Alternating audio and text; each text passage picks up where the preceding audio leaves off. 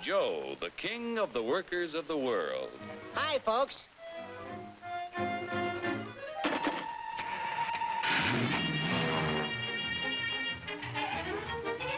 Joe's the king because he can buy more with his wages than any other worker on the globe.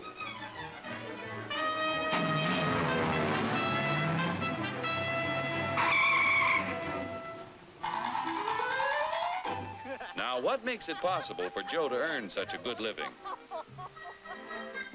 He's no smarter than workers in other countries. Are you kidding? He's no stronger than workers in other lands. Oh, yeah? Well, just watch me.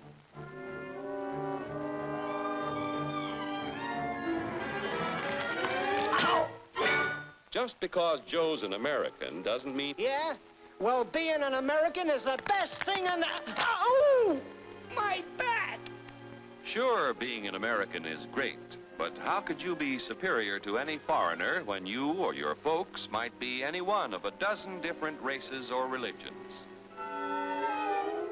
So, if you're no Superman, it must be the American way of doing things that makes you the luckiest guy in the world. I don't think I'm so lucky. You don't? Well, let me show you. Hey, what's that gadget? Television? No, it's a time machine. Just pull that lever. You'll see how people worked 100 years ago. Hey, this I like. Oh, that's too far back. Try again. We want to stop at 1850. Who's the character? That's your grandfather, Joe. Oh. He had to work 69 hours a week to earn a living because he had only inexpensive hand tools and his own strength to help him make things. Your grandfather was a powerful man, yet his strength equaled only 1/10 of a horsepower. You have hundreds of horsepower in this costly giant of a machine to multiply your strength and efficiency 1,000 times. This makes it possible for you to earn more than any worker in history.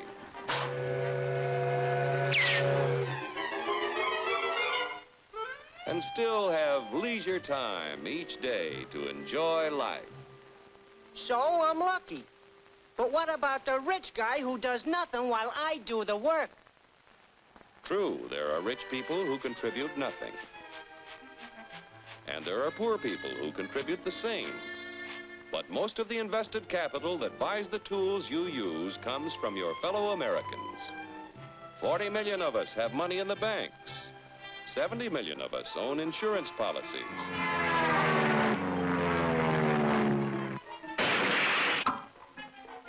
Over $15 million to create new plants and equipment. This invested capital buys the tools which make a man's labor worth more because he produces more.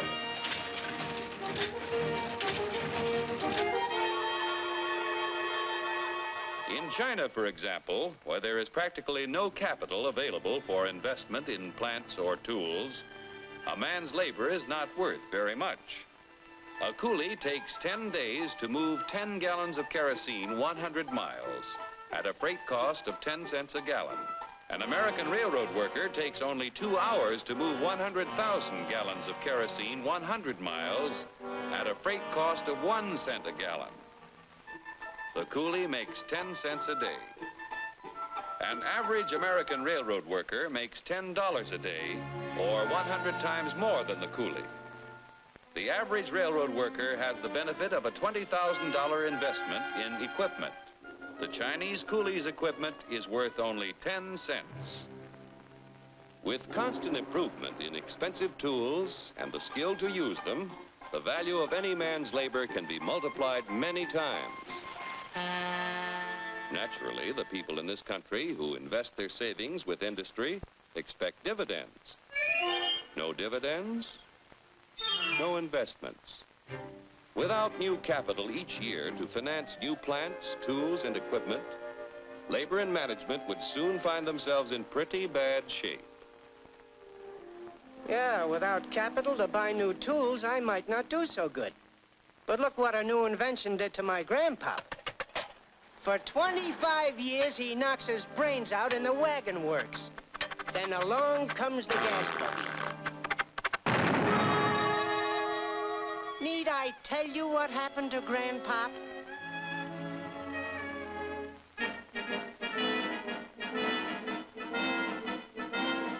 The history of our country proves that new inventions create thousands of jobs for everyone they displace. So it wasn't long before your grandfather had a better job, had more pay for less work. Our industrial progress is largely the result of the competitive struggle between companies to capture. When research proves successful, everyone shares in the accomplishment. The business which fails to give the consumer as much value as a competitor gives often goes bankrupt. However, on a national scale, competition gives the greatest good to the greatest number by continually producing more and better goods at lower prices.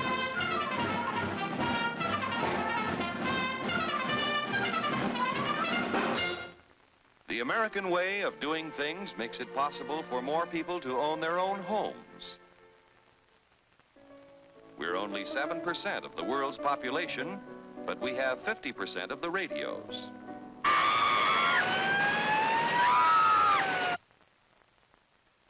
We have 54% of the world's telephones.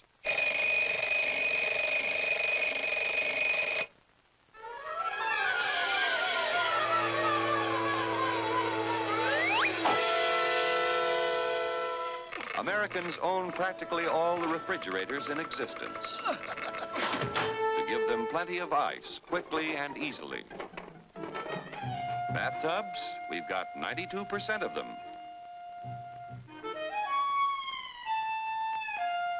Most of us have the leisure time to enjoy the peace and quiet of the beautiful countryside. As we drive about in 72% of the world's automobiles. I told you to turn at the last corner. You don't even hear me. You want to follow me. I want to candy bar. Under the protection of our freedoms, American labor management will continue to be the king of the workers of the world. You said it, brother.